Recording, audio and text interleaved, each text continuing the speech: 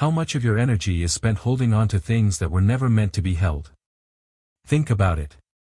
The mental effort of replaying a conversation, trying to find the perfect words you should have said. The emotional labor of trying to make someone like you, to win their approval. The quiet, draining ache of feeling misunderstood, of wishing someone could just see your heart, your true intentions.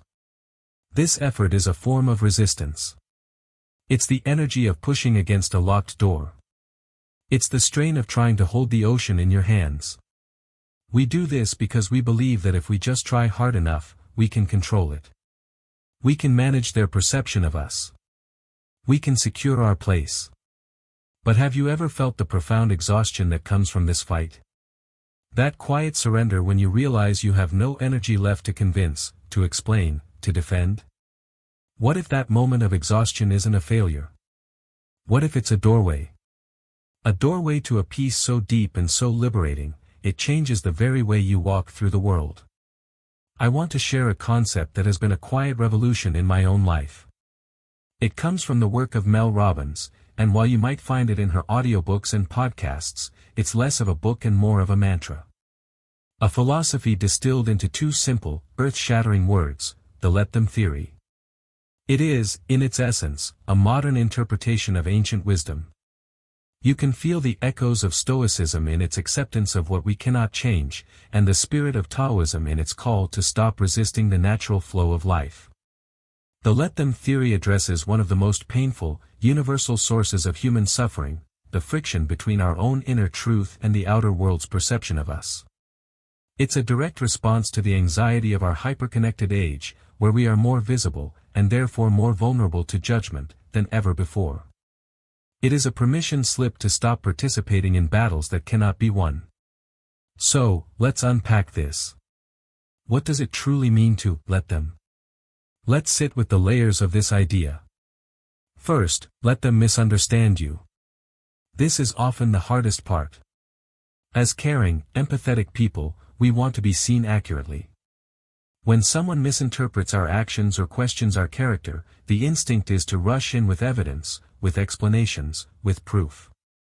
No, you don't understand, what I meant was. The let them theory invites you to lay down your arms. You must accept that you cannot control the story someone else is writing about you inside their own mind. Their perception is filtered through their own experiences, their own insecurities, their own wounds. Trying to correct it is like trying to fix your reflection in a warped mirror. The distortion isn't coming from you. To let them misunderstand you feels like releasing a tense muscle you didn't even know you were clenching. It's a quiet declaration, my peace is more important than your opinion of me. Second, let them not invite you.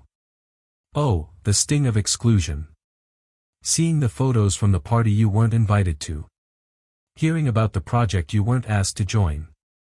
It taps into a primal fear of being cast out. Our immediate reaction is to wonder, what's wrong with me? The theory reframes this completely. If they don't invite you, if they don't choose you, let them. This isn't your table. This isn't your tribe. Rejection is not a judgment on your worth, it is a redirection. It's the universe clearing a space for you that is meant for someone else, and in doing so, saving you from spending your energy where it's not truly valued. It feels like this: instead of standing outside a locked door, rattling the handle, you simply turn around and notice the vast, open field behind you, waiting to be explored. You realize the locked door wasn't a punishment, it was a gift. Third, let them be wrong about you. This includes letting them judge you, gossip about you, or criticize you. People will talk. They will form opinions based on incomplete information. Resisting this is like trying to stop the rain. The pain doesn't come from their words. It comes from the meaning we attach to their words. We give them power when we argue with them in our minds. To let them be wrong is a profound act of emotional sovereignty. It's understanding that their judgment is their business, not yours. It's a quiet confidence that says, I know who I am, and I do not require your agreement. This feels like finding your center of gravity. The winds of gossip can howl, but they can no longer knock you over. You are anchored in your own self-knowing. And finally, understand that this theory isn't about apathy. It's about energy reclamation. This is the crucial distinction. Letting them doesn't mean you become a passive doormat. It doesn't mean you don't care.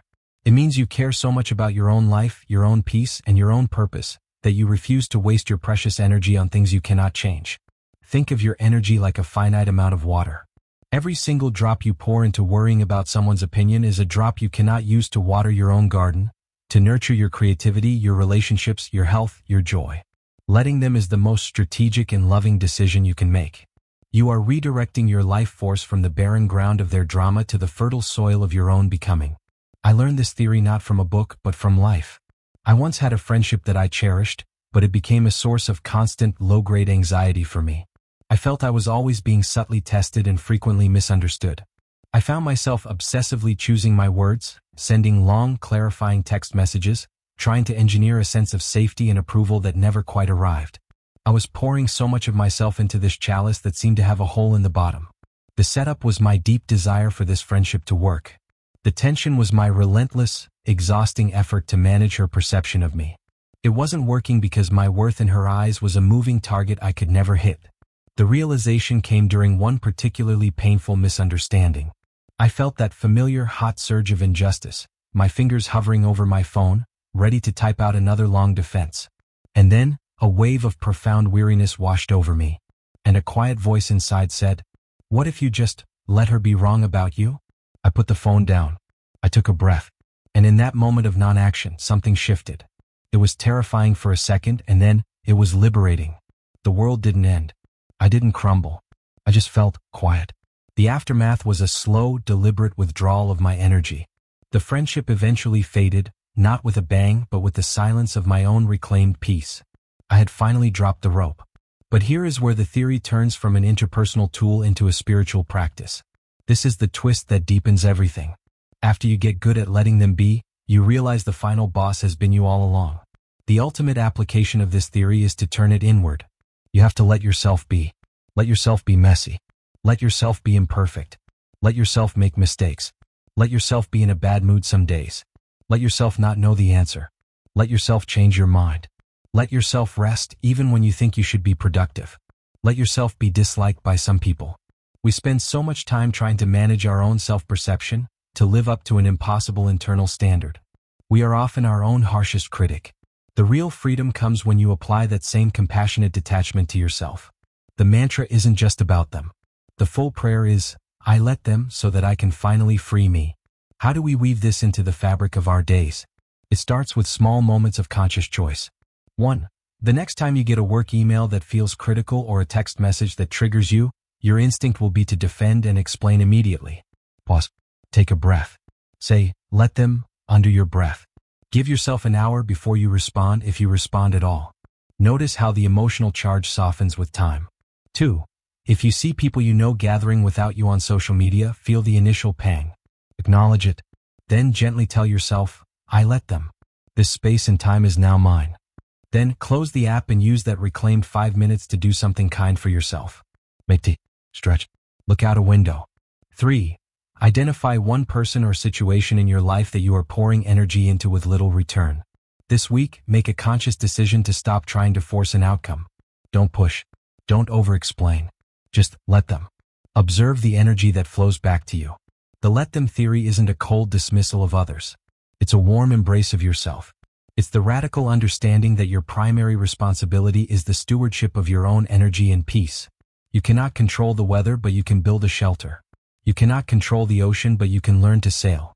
It's about releasing the illusion of control and finding a deeper power in acceptance. A power that is quiet, dignified, and unshakable. So I'll leave you with a question to hold in your heart. Who or what would you be if you were no longer spending your life trying to manage the opinions of others?